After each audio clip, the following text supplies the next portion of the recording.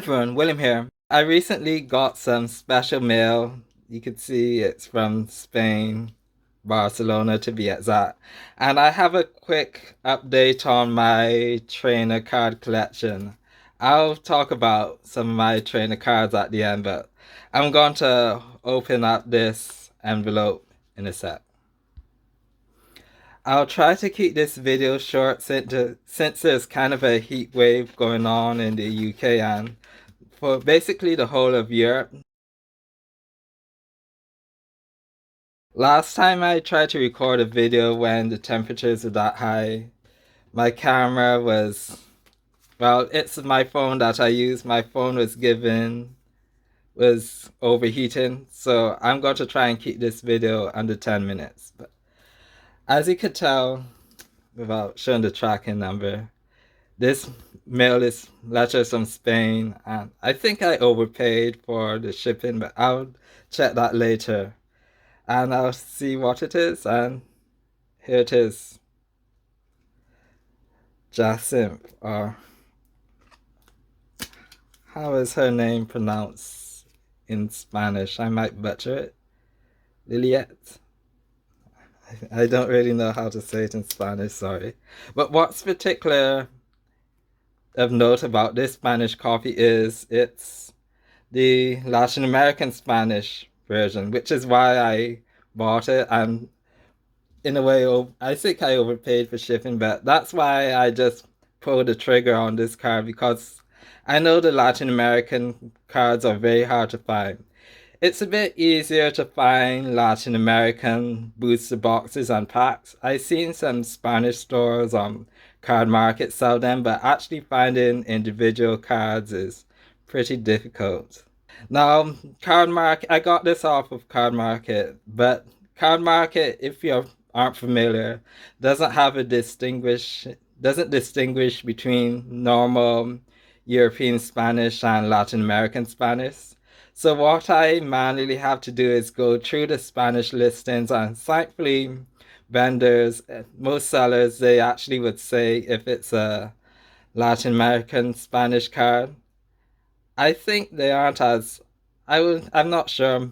I don't think they're as popular in Spain, which is probably why they like to distinguish it, especially since the languages, even though they're both Spanish, there are kind of some differences between the two. Here's a quick overview of the differences between the two. Here you can see this is normal Spanish, well, European Spanish. And this one's a Latin American Spanish. And you could see just from Iris's Fighting Spirit, the title, that have some differences. So I could see why sellers on Card Market would distinguish between the two. And thankfully they do, because otherwise I probably wouldn't be able to buy cards like this. I don't think these Latin American Spanish is going to be as hard as Russian cards to find, but to me, right now they're kind of difficult to obtain, just because in a way Latin American Spanish is one of the newer languages. But I think it should be easier in the future if they increase the print runs. When you think of the countries that Latin American Spanish cards will be released in, such as Mexico and Peru, it should have, when you consider the populations of those countries, there should be more copies printed of such Pokemon cards rather than, let's say, Thailand. I think Thailand might be, well, and Pokemon doesn't release print numbers, but I feel for Thailand, that might have the lowest print run.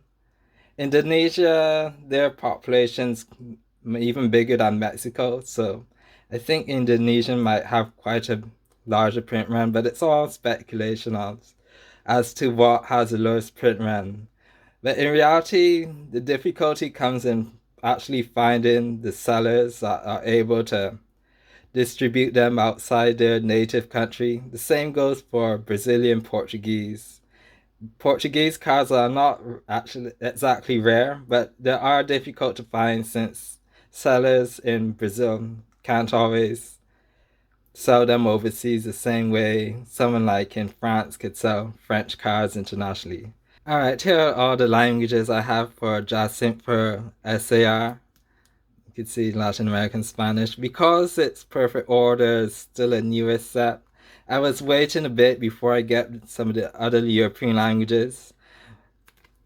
Because even this card, I was kind of surprised how expensive it is still.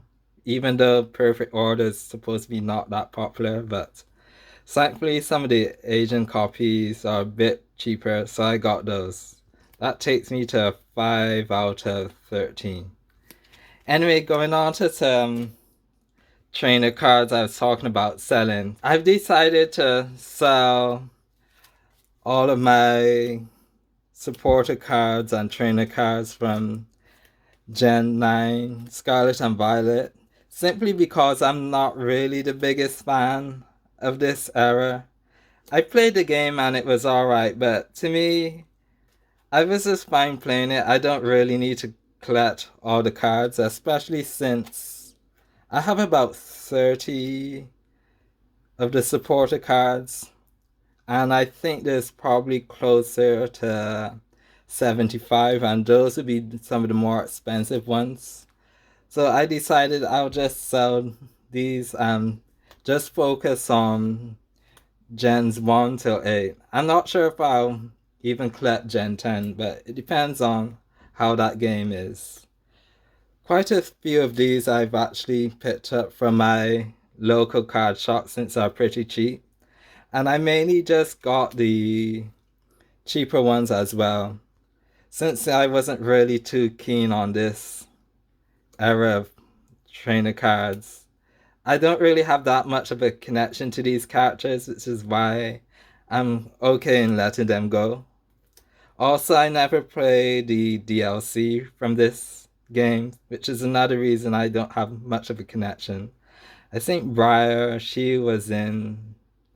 think she's in the second DLC, and a character like Kieran was in the first DLC.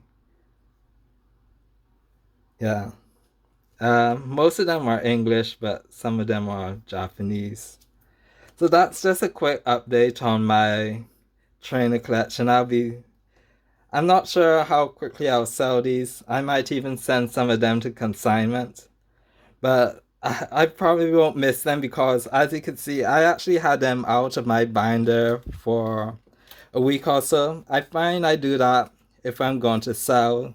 If I plan on selling a card, I just keep them in it. Basically, you could say in a box, and if I don't miss it after a week or so, I'm fine in selling that card. This is one of the few like high rarities, the Dendra SAR that I had. I actually think, if I remember correctly, the Japanese copy was like pretty pricey when trainer cards they started making SIRs for trainers, the Japanese SIRs, but I think the prices for quite a few of those have come down, thankfully.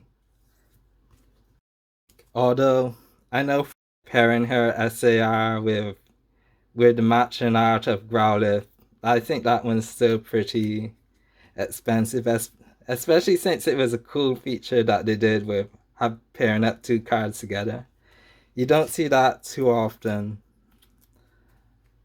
And what's special about this Miriam, it's the only one I've actually pulled, one of the full art. It's one of the few like full art supporters I've actually pulled. So I might keep this one, but probably not. I'll still sell it, but I'll think about it when I get to it.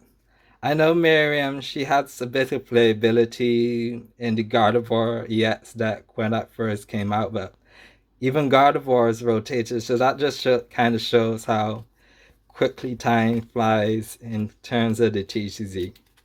So that's all I have for this video, a quick update on some cards I want to sell and one of the few Latin American Spanish cards I was able to pick up. I could see it taking a really long time for me to get all the cards I want in Latin American Spanish, but it's a marathon, not a sprint, basically. So that's all for this video, and thanks for watching.